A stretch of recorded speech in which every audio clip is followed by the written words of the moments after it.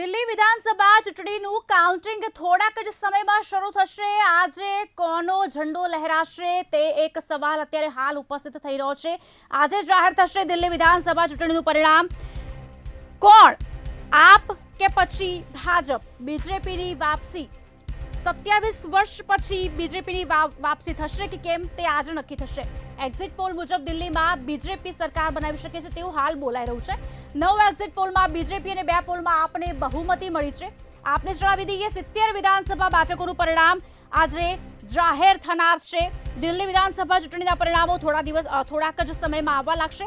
ત્યારે 5 ફેબ્રુઆરીએ 70 બેઠકો માટે 60.54% મતદાન થયું હતું અને મતદાન પછી 14 એક્ઝિટ પોલ જાહેર કરવામાં આવ્યા, જેમાં ભાજપમાં 12માં અને કેજરીવાલ 2માં સરકાર બનાવશે તેવું એક્ઝિટ પોલ કહી રહ્યું છે। પણ જો કે ભાજપ સરકાર બનાવે તો તે 27 વર્ષ પછી સત્તામાં આવી શકે તેમ છે અને આ પહેલા જ 1993માં 49 બેઠકો તેમણે જીતી હતી અને 5 વર્ષમાં 3 મુખ્યમંત્રી અત્યાર સુધી બદલાઈ ચૂક્યા છે। મદનલાલ ખુરાના, સાહિબસિંહ વર્મા અને સુષ્મા સ્વરાજ। અને તેવી જ રીતે 2020માં પણ જ્યારે કેજરીવાલ ત્રીજી વખત મુખ્યમંત્રી બન્યા, પરંતુ દારૂ કૌભાંડમાં જેલમાંથી બહાર આવ્યા પછી તેમણે રાજીનામું આપ્યું અને 4 વર્ષ 7 મહિના અને 6 દિવસ સુધી મુખ્યમંત્રી રહ્યા અને ત્યારબાદ આતિશી મુખ્યમંત્રી બન્યા છે। તેઓ 4 મહિના અને 19 દિવસ એટલે કે 8 ફેબ્રુઆરી સુધી મુખ્યમંત્રી રહ્યા છે, એટલે કે આજના દિવસ સુધી। હવે જોવાનું એ રહેશે કે આજનું પરિણામ શું કહે છે અને આજે કોણ પોતાનો તખ્તો લહેરાવશે। સવાલ ઘણા બધા થઈ રહ્યા છે, કારણ કે એડી ચોટીનું જોર તમામ પક્ષો તરફથી લગાવવામાં આવી રહ્યું છે અને હાલ દિલ્હીમાં બીજેપી સરકાર બનાવી શકે છે તેવું એક્ઝિટ પોલ કહી રહ્યું છે। 9 એક્ઝિટ પોલમાં બીજેપી અને 2 પોલમાં આપને બહુમતી મળી છે। એક તરફ જોવા જઈએ તો લાઈવ અપડેટ્સ મંતવ્ય ન્યૂઝ પર અમે આપી રહ્યા છે। મત ગણતરી પર નજર રાખવા માટે 5000 લોકોની ટીમ બનાવવામાં આવી છે। આપને જણાવી દઈએ કે મત ગણતરી પર નજર રાખવા માટે 5000 લોકોની ટીમ તૈનાત કરાઈ છે। સ્વચ્છ ગણતરી પ્રક્રિયા માટે દરેક વિધાનસભા મત વિસ્તારમાં 5 મતદારો એટલે કે વીવીપેટ વેરીફાયેબલ પેપર ઓડિટ ટૂલ્સની રેન્ડમ પસંદગી કરવામાં આવશે।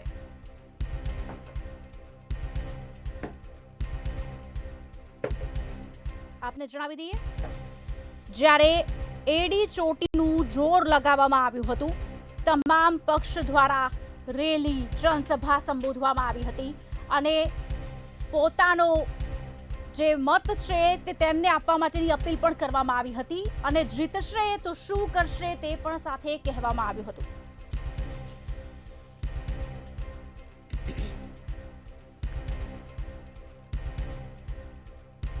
તો આજ વિષય પર વધુ વાતચીત કરવા માટે મંતવ્ય ન્યૂઝના એસોસિએટ એડિટર પ્રફુલભાઈ ત્રિવેદી અમારી સાથે જોડાયા છે। પ્રફુલભાઈ, સ્વાગત છે આપનું। અને હેમાંગ પટેલ જે ભાજપના નેતા છે, હેમાંગભાઈ આપનું પણ સ્વાગત છે। પ્રફુલભાઈ, પહેલા સવાલ આપને પૂછીશ, શું લાગી રહ્યું છે? એક તરફ જ્યારે એડી ચોટીનું જોર તમામ પક્ષ દ્વારા કરવામાં આવી રહ્યું છે, એક્ઝિટ પોલ કંઈક અલગ કહી રહ્યા છે અને જનતાનો મિજાજ પણ ત્યાં ક્યાંક મિશ્ર જોવા મળી રહ્યો છે, આપનું શું માનવું છે? આ વખતની જે દિલ્હીની વિધાનસભાની જે ચૂંટણી છે ને, એ અત્યંત રસાકસી ભરી અને રસપ્રદ નીવડી છે। રસપ્રદ એટલા માટે કે ત્રિપાખ્યો જંગ હતો। કોંગ્રેસે પણ ઝંપલાવ્યું હતું, આમ આદમી પાર્ટીએ પણ ઝંપલાવ્યું હતું અને ભાજપે તો આક્રમક પ્રચાર કર્યો હતો। બંને પક્ષોએ, આમ આદમી પાર્ટી અને ભાજપ બંને વચનો પણ ખૂબ આપ્યા છે। ચૂંટણી ઢંઢેરામાં રેવડી જેને શબ્દ લાવ્યા છે ભાજપની ટર્મિનોલોજીમાં, એ રેવડી આપવાના પણ વચનો આપ્યા છે બંને પક્ષોએ। પરંતુ આ વખતે જે કોંગ્રેસ છે, હવે રસપ્રદ બાબત એ હતી કે કોંગ્રેસ અને આમ આદમી પાર્ટી ઇન્ડિયા ગઠબંધનના ઘટક પક્ષો છે, એટલે એ બંને વચ્ચે સીટોની વહેંચણી નહીં થતાં બંનેએ ચૂંટણીમાં ઝંપલાવ્યું।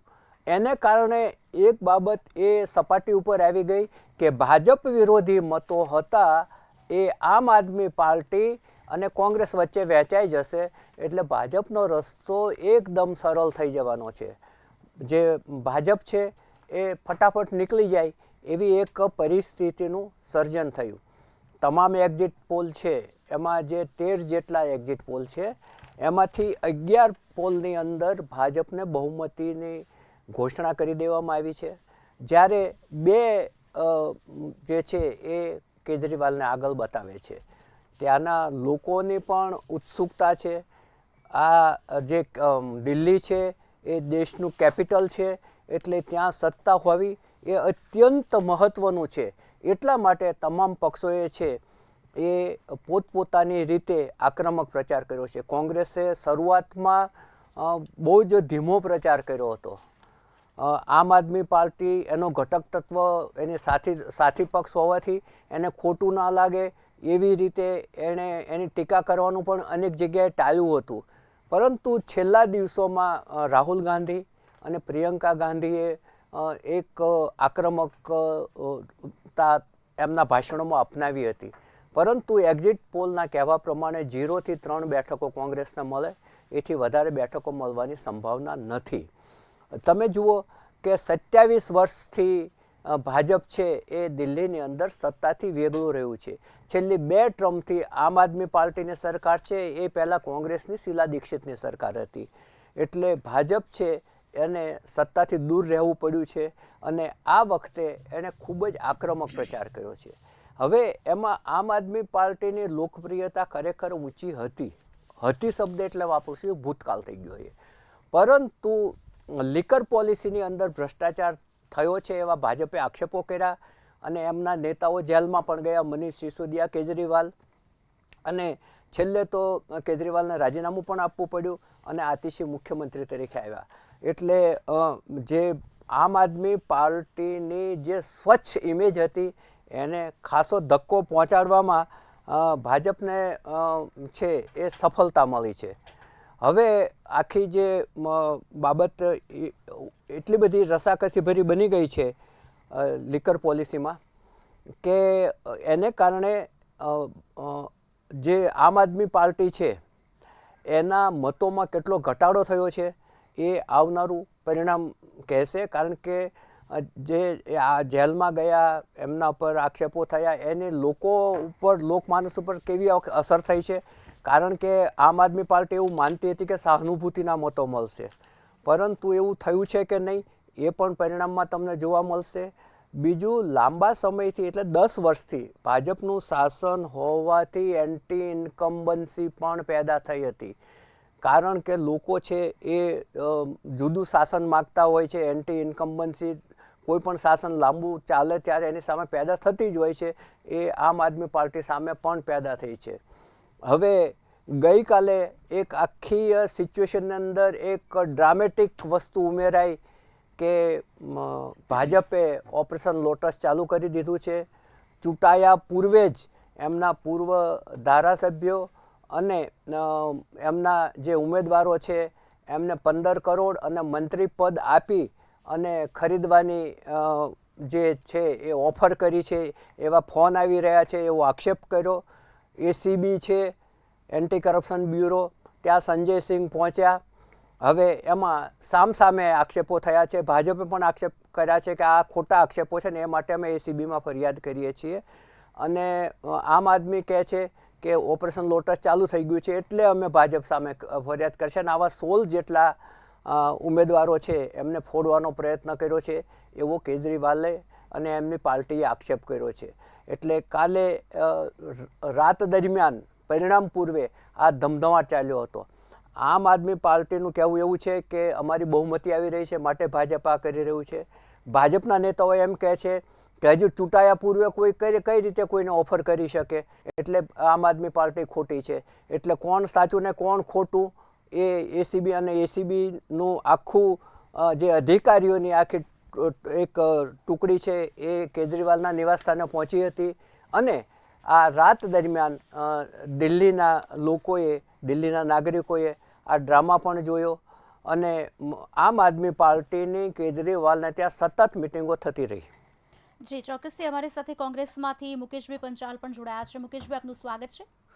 જી હેમાંગભાઈ, સવાલ હવે આપને કે એક તરફ એડી ચોટીનું જોર લગાવવામાં આવી રહ્યું છે, સ્ટાર પ્રચારક નેતા ઇવન તમામ લોકો ત્યાં પહોંચી રહ્યા છે, જનસભાઓ સંબોધિત થઈ, એક્ઝિટ પોલ પણ આપની તરફ જ જઈ રહ્યું છે. આપને શું લાગી રહ્યું છે? પહેલા આપની પ્રતિક્રિયા જાણવા માંગીશું. દિલ્હીમાં કેજરીવાલ સરકાર એટલે ખોટું બોલવાની અને ભ્રષ્ટ સરકાર છે એ દરેક મતદારોએ સ્વીકારી લીધેલું છે.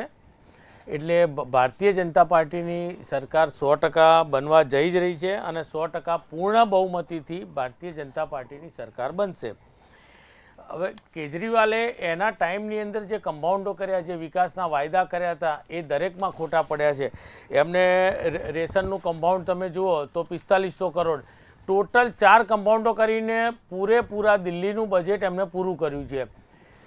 કોવિડ-19 જેવી મહામારીમાં પણ એમને પોતે એમનો પોતાનો શીશમેલ ઊભો કર્યો.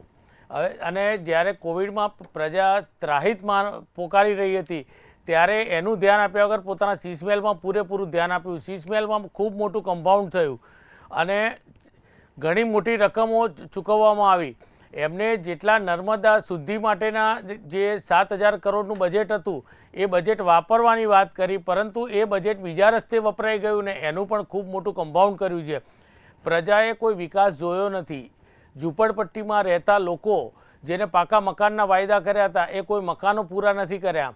રામ મંદિર જ્યારે બન્યું ત્યારે એમને કીધું કે શૌચાલયો બનાવવા જોઈએ, પરંતુ એમને પોતે તો શૌચાલય નથી બનાવ્યા, પણ કેન્દ્ર સરકારે, નરેન્દ્ર મોદીજીની સરકારે 31,000 શૌચાલયો ત્યાં આગળ દિલ્હીને આપ્યા અને એ સિવાય પણ ઘણા બધા જે વિકાસના કામો કર્યા.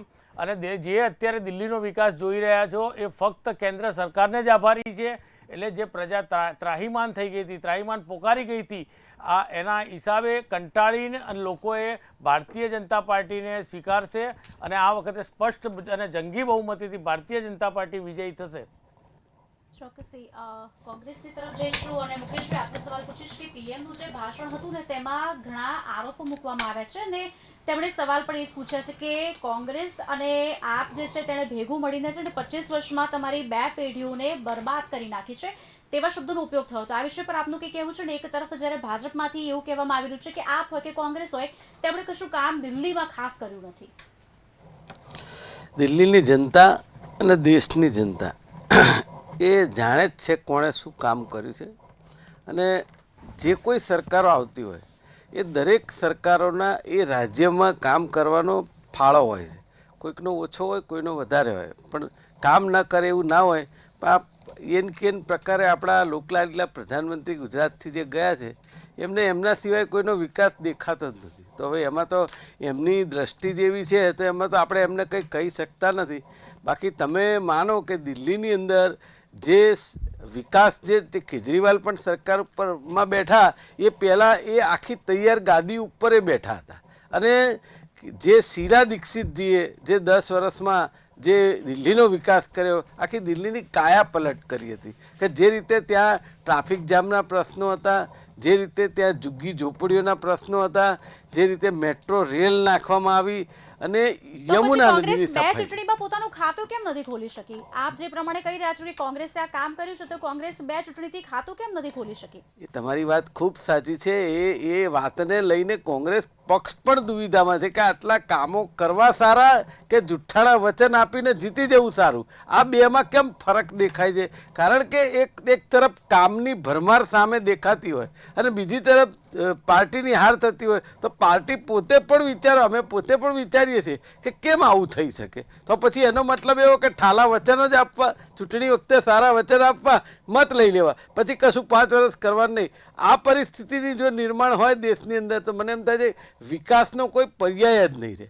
એટલે આ જે છે અત્યારે ચાલી રહ્યું છે આખી પૈસાના માપદંડ ચાલી રહ્યા છે. તમે જે રીતે પ્રફુલભાઈ વાત કરી કે ભાઈ આપવાળા એમ કહે છે 15 કરોડ રૂપિયા આપીને ખરીદવાના આક્ષેપ કરે છે. 15 કરોડ રૂપિયા આજે કોની પાસે હોય? તમે જો એ ભારતીય જનતા પાર્ટી પાસે જ હોય. કારણ કે એ સત્તા સ્થાને કેન્દ્રમાં પણ છે, ઘણા બધા રાજ્યમાં છે, એ રૂપિયા લખલૂટ ભેગા કર્યા છે એટલે એ લોકો પૈસાનો ખેલ કરી શકે.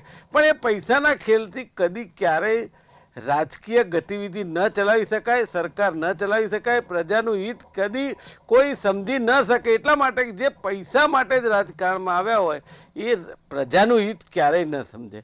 હું એવું ચોક્કસ માનું છું કે જે રીતે નરેન્દ્રભાઈ આખી મુહિમ છેડી હતી 2013ના એન્ડમાં, અન્ના હજારેજી, આ કેજરીવાલજી, સ્મૃતિબેન ઈરાની, એ લોકોએ આખા દેશમાં ભ્રષ્ટાચાર વિરુદ્ધ મુહિમ છેડી હતી અને સત્તામાં આવ્યા કે ભ્રષ્ટાચાર રહિત સરકાર આપીશું. આજે એમની સરકારોએ શું કર્યું? એ ગુજરાત લઈ લો કે ભારત દેશની સરકાર લઈ લો કે કોઈ પણ જગ્યાએ શું ભ્રષ્ટાચાર નથી? આજે તમે કોઈ એક રૂપિયા વગર ક્યાંય કામ નથી થતું. એ દિલ્હી હોય કે ગુજરાત હોય કે કોઈ પણ બીજું રાજ્ય હોય, આજે પ્રજા ત્રસ્ત છે અને છતાંય તમે એમ કહો કે આ દિલ્હીનું રિઝલ્ટ આવે તો એ ભાજપ તરફે આવે છે કે બીજો કોઈ, તો મને એવું લાગે છે કે પ્રજાએ જ અત્યારે સમજવાની જરૂર છે. બાકી એક વસ્તુ નિશ્ચિત છે, તમે કહ્યું કે 2 ચૂંટણીઓથી કોંગ્રેસ કેમ આવતી નથી. મુકેશભાઈ એમાં એક વસ્તુ એડ કરીશ, 2013માં 8 બેઠક અને પછી 2015 અને 20માં તો ખાતું જ ના ખોલી શકી કોંગ્રેસ, અને અત્યારે હાલ એ પોતે પણ એડી ચૂંટણીનું જોર લગાવે છે અને ક્યાંક પ્રયાસોમાં પડી છે કે દિલ્હીમાં 1 બેઠક મળી જાય, દિલ્હીમાં બેઠકમાં અમારું નામ ક્યાંક આવી જાય.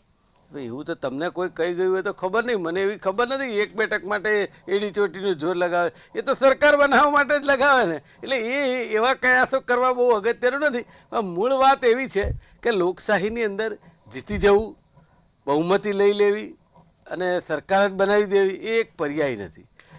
લોકશાહીની અંદર ક્યારેક સમય એવો હોય, આજે ભાજપ 2 સીટો સાથે આખા દેશમાં હતી, આજે સત્તા ઉપર છે. ક્યારેક કોંગ્રેસનો સારો પીરિયડ ચાલતો હતો, એ સત્તા કેટલાય વર્ષો સત્તા ભોગવી અને દેશનો વિકાસ કર્યો. એટલે જીતી જવું એ જ એક ઠાન લઈને તમે આ નીકળો, એ વાત સાચી છે કે પ્રજા માટે તમે નીકળો, પણ ન પણ જીતાય. આજે આખરે છેલ્લે પ્રજા જે જનમત આપે એ જ તમારે માથે ચડાવવાનો હોય. પણ હું ચોક્કસ કહું છું, હજી એ તમારું કદાચ આ 1 સીટની વાત ખોટી પડશે અને તમે રિઝલ્ટ ધીરે ધીરે આવવા દો એટલે તમને ખ્યાલ આવશે ખરેખર પ્રજાએ શું મગજમાં નક્કી કર્યું છે. એ આવનારા વખતમાં ધીરે ધીરે જેમ જેમ આંકડા ખુલશે એમ આપણી સામે બહાર આવશે. ચોક્કસ. આમ આદમી પાર્ટી અને કોંગ્રેસ ઇન્ડિયા ગઠબંધનના સાથી પક્ષો હોવા છતાં સીટોની વહેંચણીમાં કેમ બંને સહમત ના થયા અને ભાજપને ફાયદો થાય એ રીતે બંને ચૂંટણીમાં લડ્યા? આ કોઈને સમજાતું નથી કે આ ગણિત કેવા પ્રકારનું ગઠબંધન છે. એકચ્યુઅલી એવું છે, તમારી વાત સાચી છે પ્રફુલભાઈ, પણ એમાં એવું છે ગઠબંધનની રાજનીતિ જ્યારે હોય ત્યારે દરેક પક્ષ પોતાના પક્ષનું હિત તો ક્યાંક ને ક્યાંક જોતો હોય, પ્રજાના પણ હિત જોતો હોય. તો એવા સમયે ક્યાંક ને ક્યાંક ગઠબંધન ન પણ થયું. આ ગુજરાતની અંદર તમે જોયું કે આપ પાર્ટી જોડે ગઠબંધન ન થતાં કોંગ્રેસને પણ નુકસાન થયું ને બીજી પાર્ટીઓને પણ થયું, એ આપણે માની લઈએ છીએ. પણ છતાંય કેમ મોવડી મંડળે આવું વિચાર્યું હશે, એ કંઈક સારું વિચાર્યું હશે એવું હું ચોક્કસ માનું છું.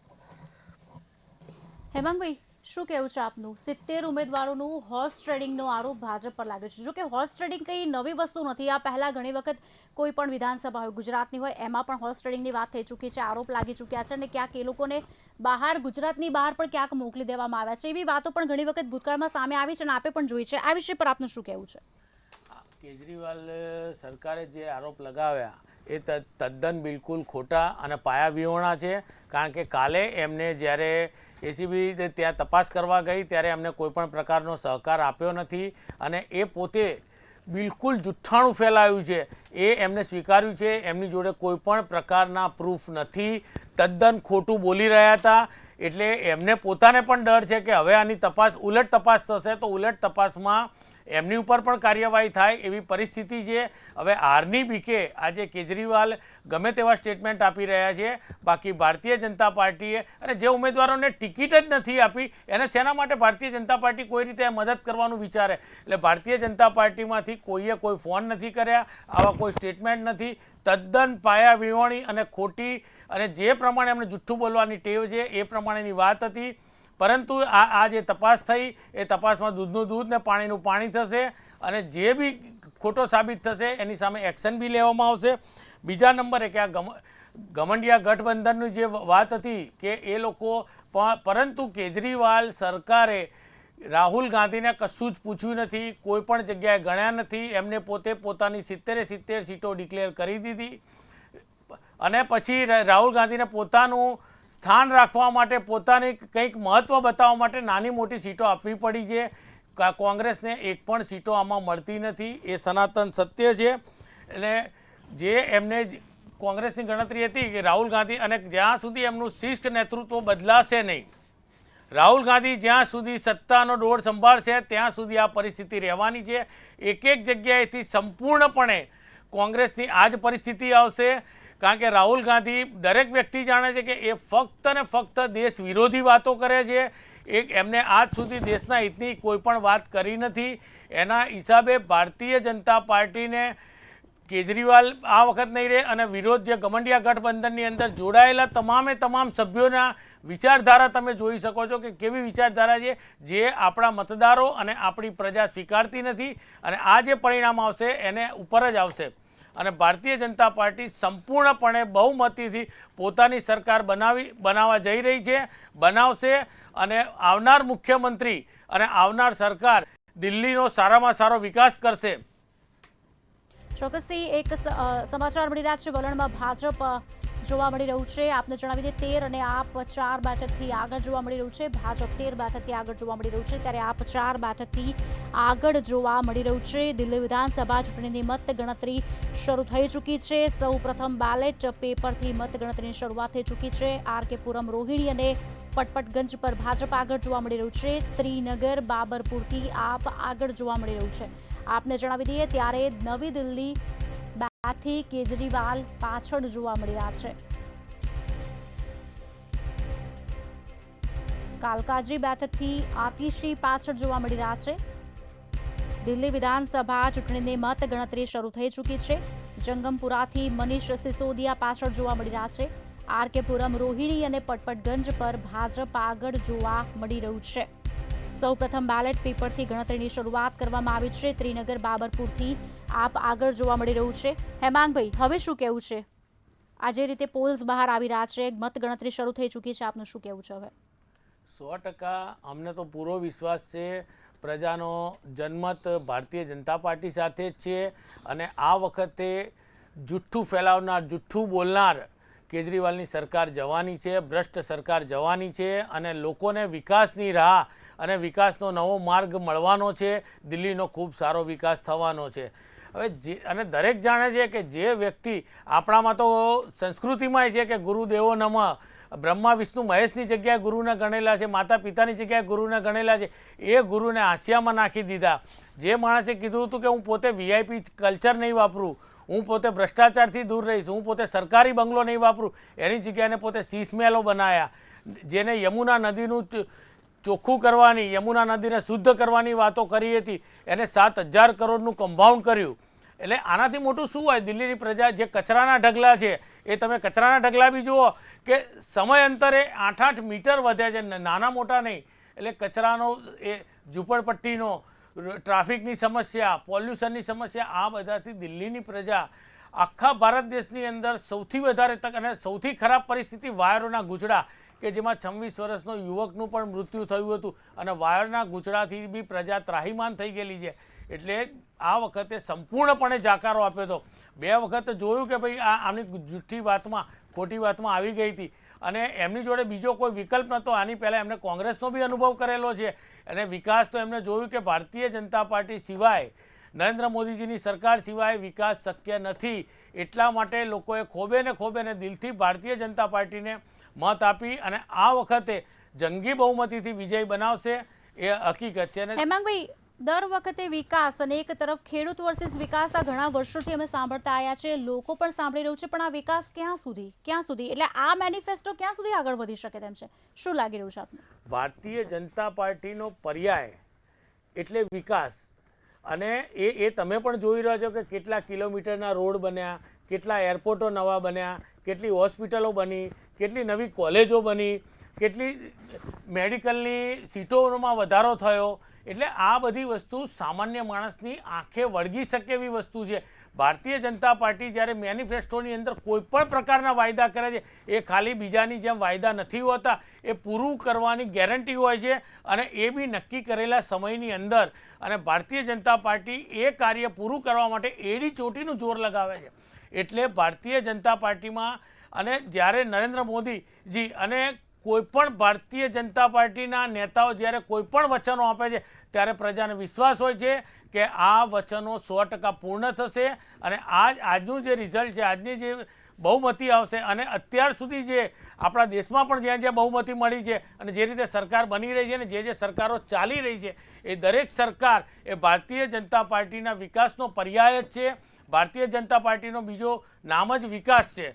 એટલે વિકાસની રાહ ઉપર ચાલતી આ પાર્ટી નાનામાં નાના છેવાડાના દલિત, શોષિત, વંચિત માણસોની ચિંતા કરવાવાળી પાર્ટી, અને દરેક આ વસ્તુ જાણે છે અને દરેકને કાચા મકાનોમાંથી પાકા મકાનોમાં ગયા છે, કેટલા મકાનો આપ્યા છે એ દરેકને આંખે વળગી શકે એવી વસ્તુ છે અને કરેલા કાર્યો દેખાય છે. એટલા માટે અમને પૂરેપૂરો વિશ્વાસ છે કે 100% ધીમે ધીમે પૂરા દેશની અંદર 100% સંપૂર્ણ બહુમતી સાથે ભારતીય જનતા પાર્ટી શાસન ઉપર આવશે. ચોક્કસ એ જે આંકડા ધીરે ધીરે બહાર આવશે ત્યારબાદ જ ખબર પડશે. પણ મુકેશભાઈ, આપનું શું કહેવું છે? 2013માં આપે કોંગ્રેસ સાથે મળીને સમર્થનથી પહેલીવાર સરકાર બનાવી, ગઠબંધન બહુ ટક્યું નહીં, અને પછી 2015 અને 20ની ચૂંટાયેલી જે ચૂંટણી છે એમાં આપ આવીને બેસી, અને હવે એક તરફ ભાજપ પણ સામે ઊભી છે, આપ પણ સામે ઊભી છે, અને કોંગ્રેસ. હવે આ ત્રિપાખિયા જંગમાં આપનું શું માનવું છે?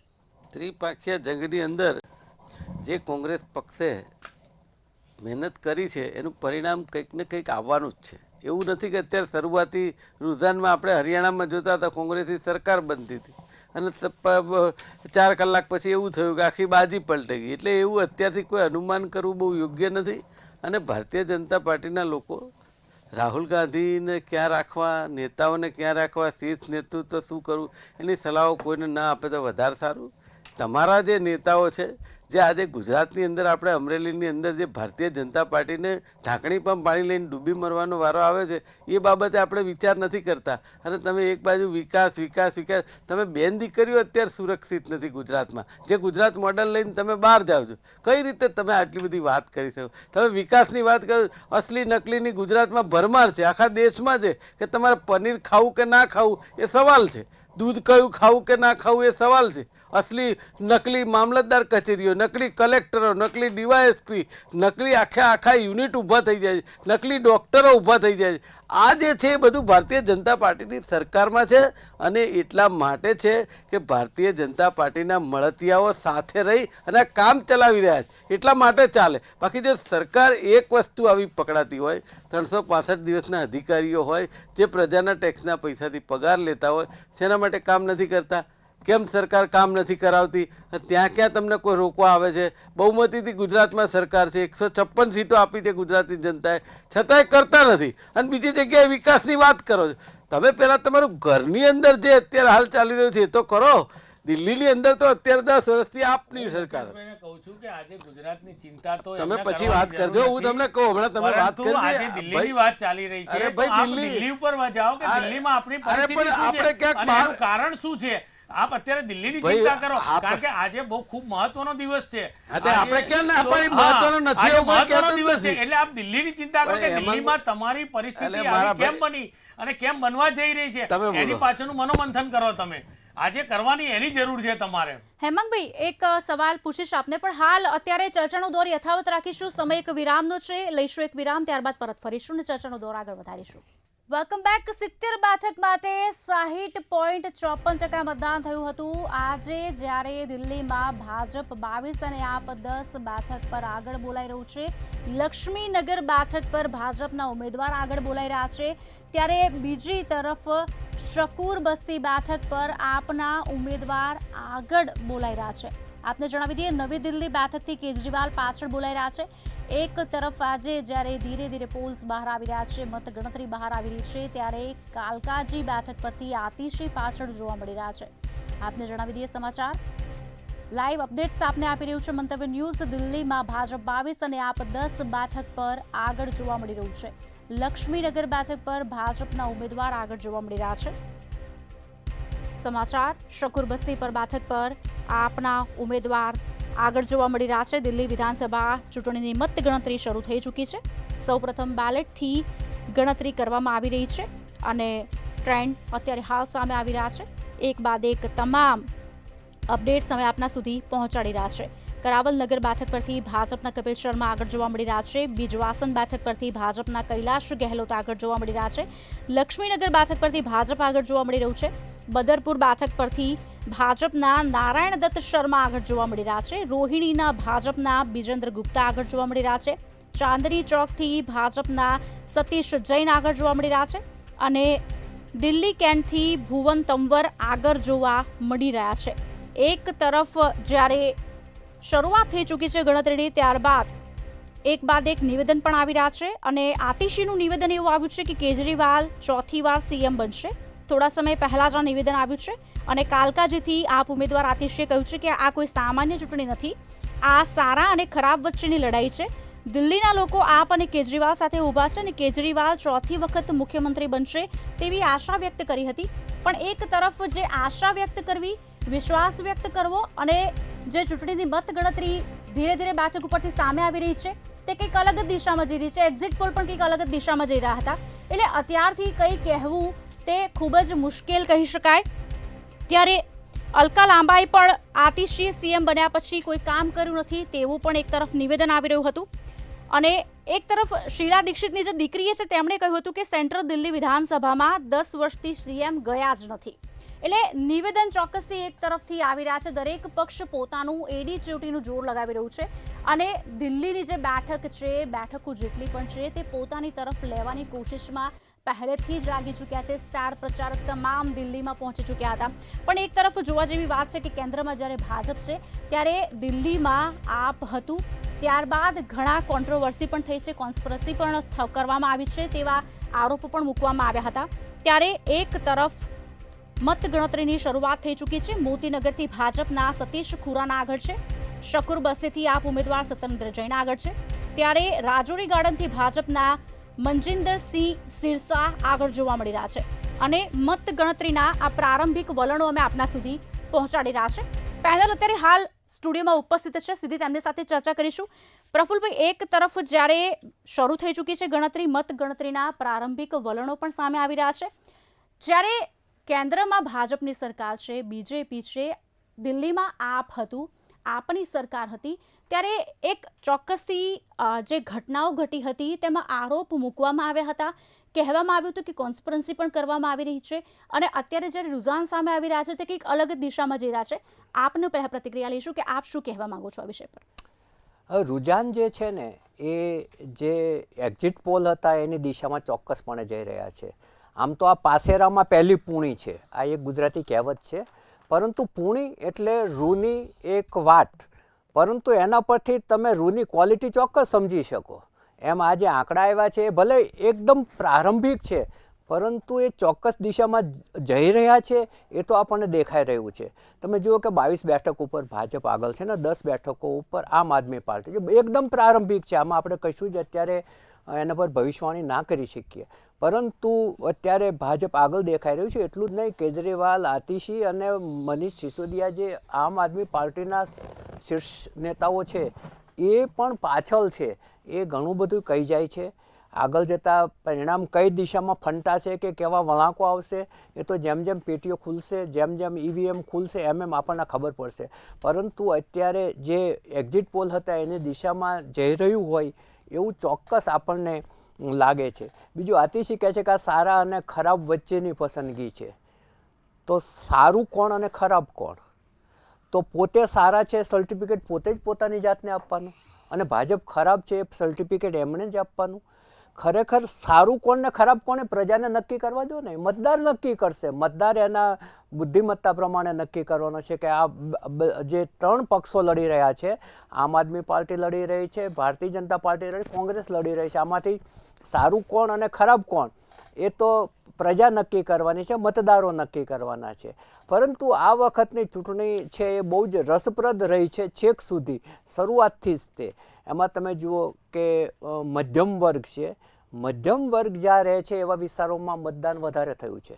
મધ્યમ વર્ગ છે એ ભાજપથી નારાજ છે એવી એક મત સપાટી ઉપર આવ્યો હતો, પરંતુ એ નારાજગી ખરેખર મતમાં પરિવર્તિત થઈ છે કે નહીં એ જેમ ઈવીએમ ખુલશે એમ ખબર પડશે. એવી જ રીતે દલિત અને મુસ્લિમ જે વિસ્તારો છે ત્યાં પણ જે મતદાન થયું છે એમાં કોંગ્રેસે કેટલો ભાગ પડાવ્યો છે આમ આદમી પાર્ટીના મતોમાંથી એ પણ હવે ખ્યાલ આવશે.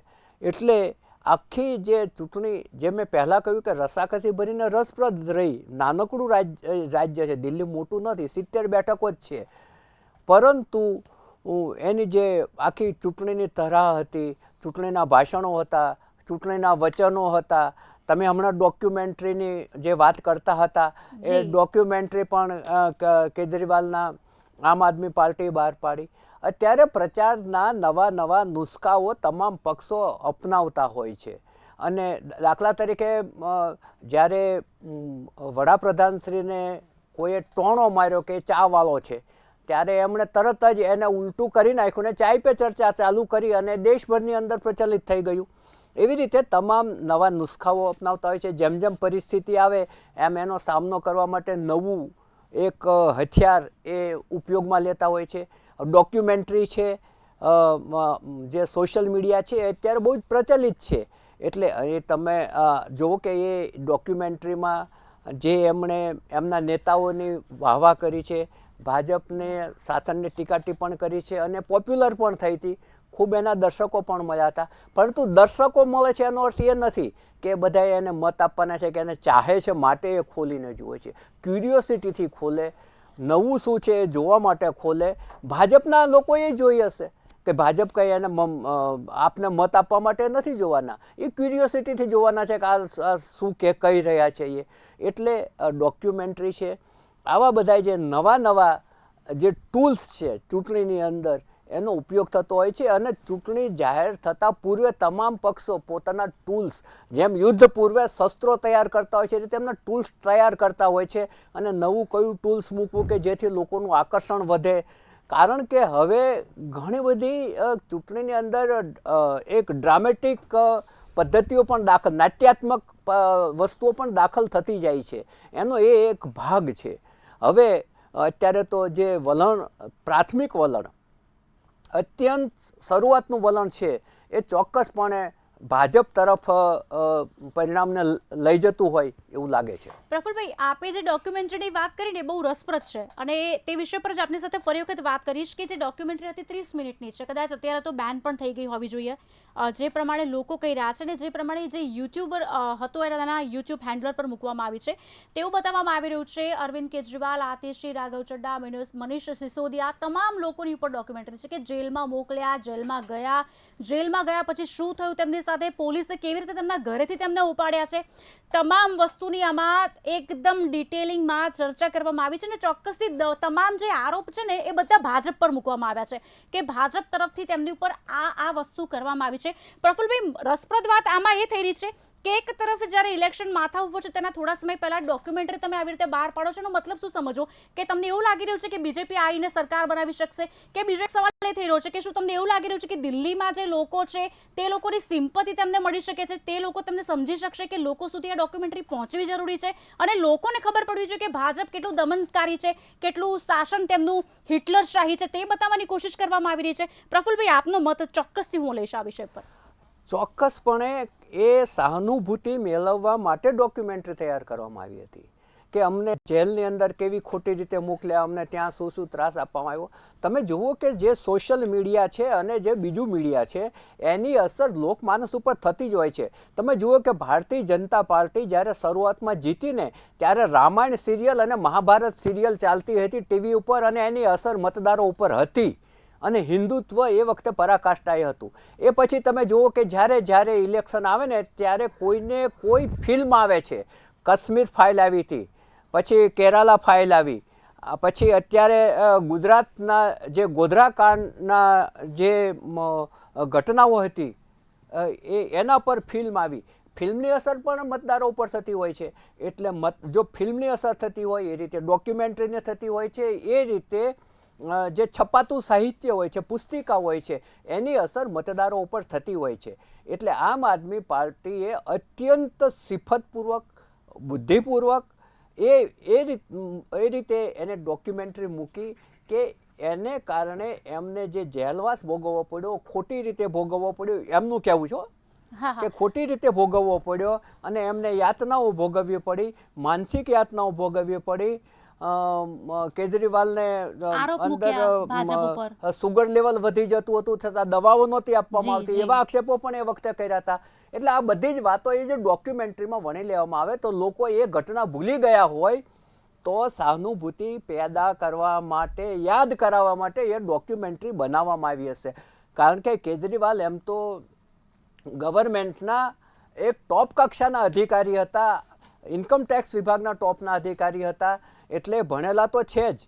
એટલે ક્યારે કયું ગતકડું વહેતું મૂકવું, કઈ બાબતની લોકમાનસ ઉપર કેવી અસર થશે, એ બધી જ બાબતના એ સંપૂર્ણપણે જાણકાર છે.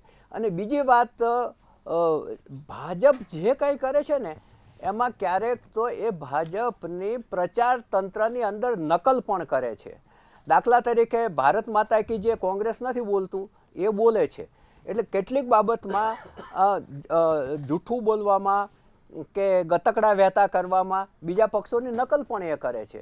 એટલે જે ડોક્યુમેન્ટરી છે એ એણે પોતાના ચૂંટણી પ્રચારના ટૂલ્સ તરીકે મૂકી હતી, અને આ બહુ ઝડપથી બેન થઈ જશે એવી એમણે અફવા પણ એટલે ફેલાવી કે ઝડપથી લોકો એને જોવા માંડે. કદાચ બેન પણ પ્રફુલભાઈ થઈ ગઈ હોવી જોઈએ અત્યાર સુધી. તો જે પ્રમાણે એ લોકો ડોક્યુમેન્ટરીમાં કહી રહ્યા છે કે ઇન્સ્યુલિન્સ આપવામાં નતા આવ્યા, પણ જ્યારે બી કોઈ માણસ જેલમાં જાય છે તો તેની મેડિકલ હિસ્ટ્રી મૂકવામાં આવે છે, અને મેડિકલ હિસ્ટ્રીમાં શું એમને બતાવવામાં નહીં આવી હોય આ વસ્તુ, અને છેલ્લે જઈને ગતકડું કાઢવામાં આવે છે. આ જે પ્રફુલભાઈ આજે તમામ ચહેરાઓ છે ને અન્ના આંદોલનથી આગળ આવેલા છે, અને ત્યારબાદ ધીરે ધીરે કરીને પોતાનો પક્ષ રજૂ કર્યો છે અને પોતે આગળ આવ્યા છે. બહુ જ સારા મેનિફેસ્ટો, દિલ્હી માટે ઘણું બધું કામ કર્યું, ત્યારબાદ એ લોકો સામે આવ્યા છે. અને હવે જ્યારે સામે બીજા બે પક્ષ આવીને ઊભા છે ત્યારે પોતાનું શાસન કેવી રીતે ટકાવી રાખવું તે પણ અત્યારે તેમના માટે સખતપણે ચર્ચાનો વિષય ચોક્કસથી કહી શકાય. પ્રફુલભાઈ, તમારા સવાલમાં બે પક્ષ છે. એક પક્ષ એ છે કે એમને જેલવાસમાં મેડિકલ ફેસિલિટી આપવામાં આવતી હતી કે નહીં, એ પહેલો છે. અને બીજું અન્ના આંદોલન અંગે છે. પહેલા પ્રશ્નનો જવાબ હું તમને આપું કે એ વખતે ઘણા બધા આક્ષેપો થયા હતા કે ઇન્સ્યુલિન આપવામાં નથી આવતું, સુગર વધે છે તો દવા આપવામાં નથી આવતી. એટલું જ નહીં, એમને ઘરનું ટિફિન મળવું જોઈએ, એમને ખોરાકની અંદર કાંઈ ભેળસેળ કરવી નાખવામાં આવશે, એવા પણ આક્ષેપો થયા હતા. એ વખતે જેલ સત્તાવાળાએ એમ કહ્યું હતું કે એ ઘરેથી ટિફિન આવે તો એ કેરી ખાય છે, મેંગો ખાય છે, ને એને કારણે એમનું સુગર લેવલ વધે છે. ઘણા બધા આક્ષેપો પ્રતિ આક્ષેપો થતા જ રહેતા હોય છે. એ રાજકારણનું સૌથી મોટું દૂષણ કહો તો દૂષણ છે. અને એ એકાબીજીના બચાવમાં અને સામેના માણસને બદનામ કરવા માટેનું ટૂલ્સ કહો તો ટૂલ્સ છે.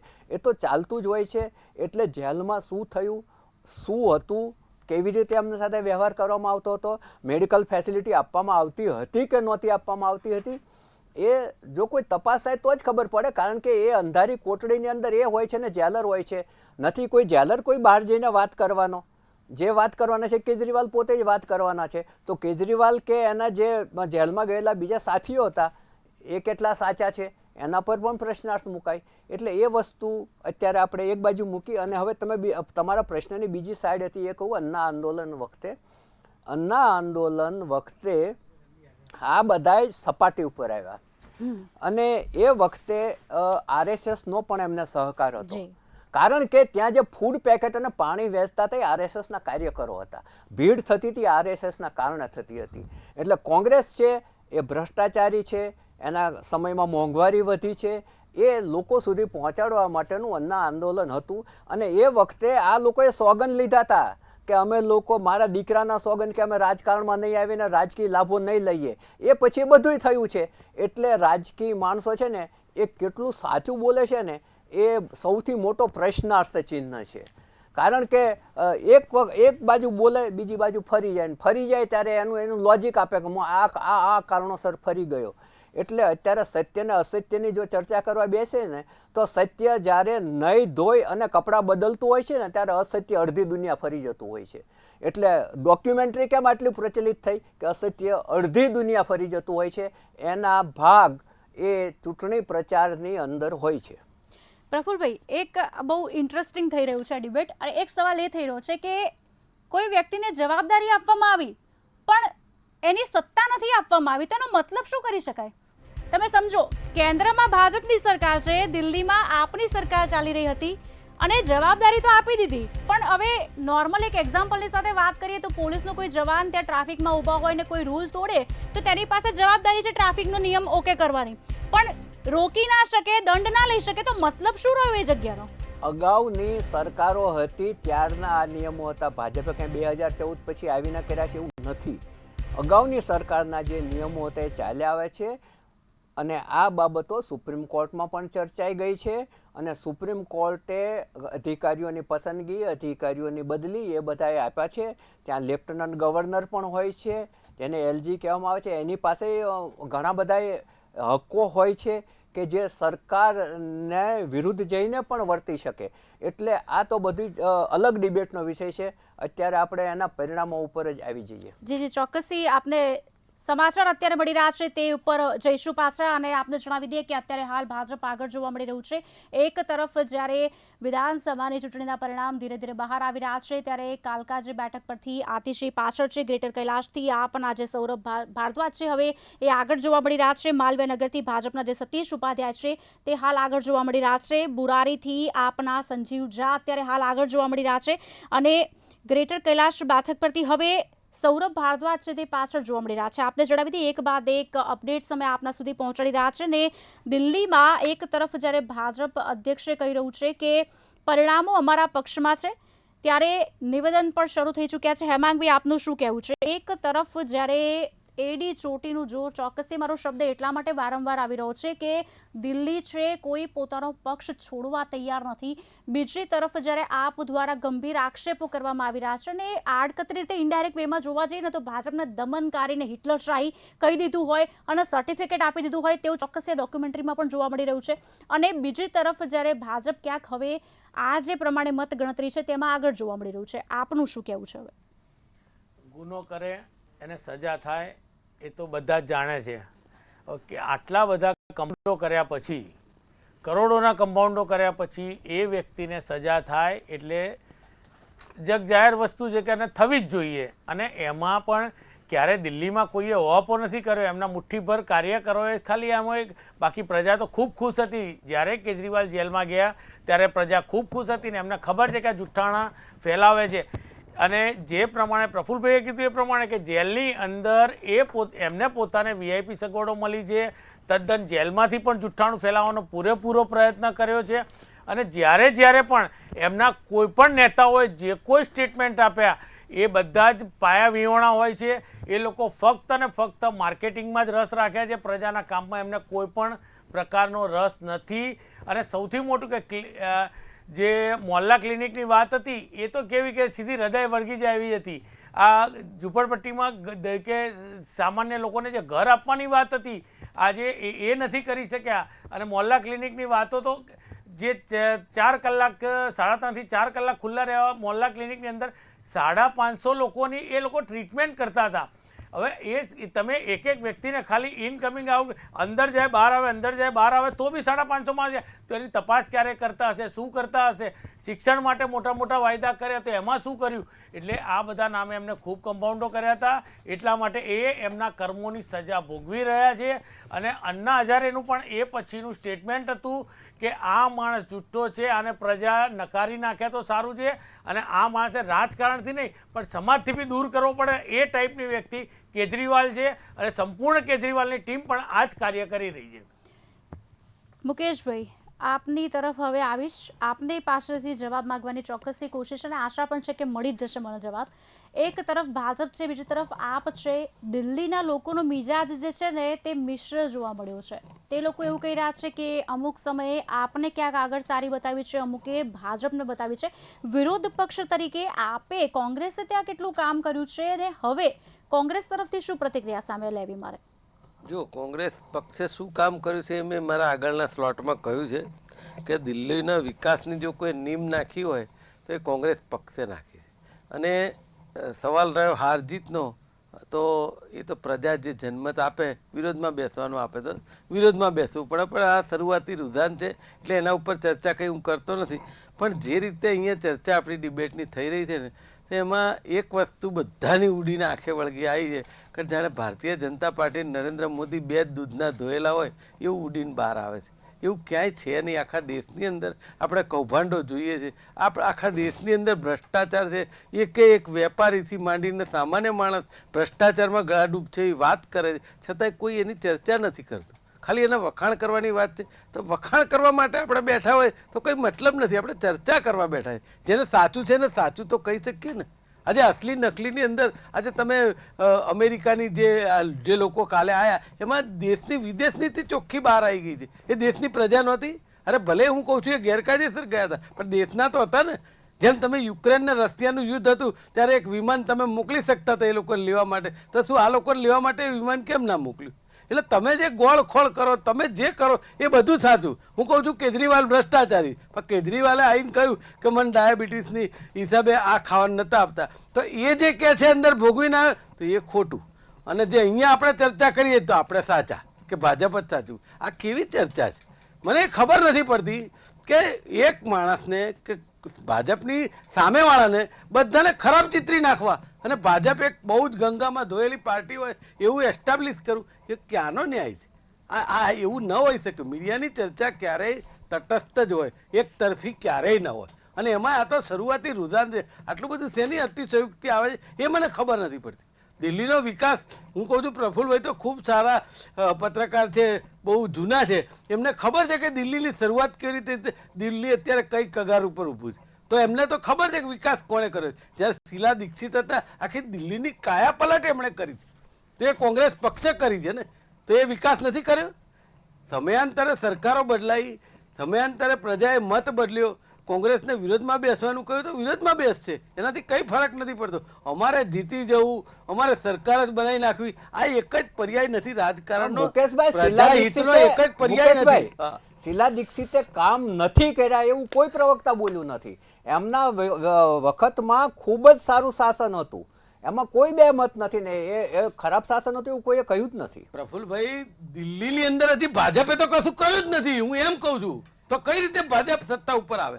સવાલ એ છે, તમે વચ્ચે ના બોલો એમાં કોઈ પ્લીઝ બેન, તમે અટકાઈ શકતા હોય અટકાવો, એટલે હું ચૂપ રહીશ. કઈ બોલી એમને બોલી લેવા દો. હેમાંગભાઈ, એમને બોલી લેવા દો. તમારો ટર્ન આવે ત્યારે તમે ચોક્કસથી બોલશો. જે બોલો બોલો. તમે તારે ભાજપ મુકેશભાઈ, હજી એક તમારા માટે એક લાઈન ઉભી રહી દઉં કે ભાજપના નેતા જે અનિલ શર્મા છે, હમણાં જ એમનું નિવેદન એવું આવ્યું છે કે ભાજપની 100% સરકાર દિલ્હીમાં બનશે, તેવું કહ્યું છે કે 100% ભાજપ જ આવશે. હવે આપનો મત મૂકો, હવે આપનું શું કહેવું છે?